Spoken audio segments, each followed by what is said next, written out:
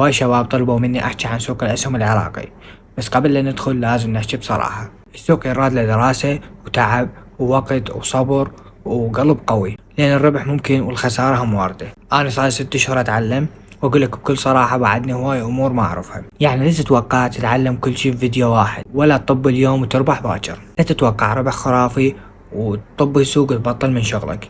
أنا بهذا الفيديو جاي أضرب توقعاتك، مو قصدي أحبطك، بس حتى ما تخيب ظنونك وتتندم، لأن هذا السوق يحتاج وعي ونفس طويل. أنا أشرح عن استثمار طويل المدى، مو عن المضاربة اليومية. يعني أقل شي يراد لك سنة حتى تتعلم وتجرب وتستثمر، بعدين يلا شوف الربح الحقيقي.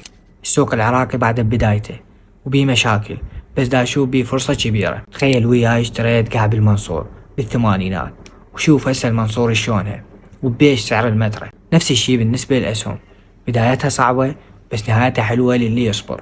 إذا الحد هسه مقتنع وإلك واهس، تابعني وراح أشرح كل شي خطوة بخطوة.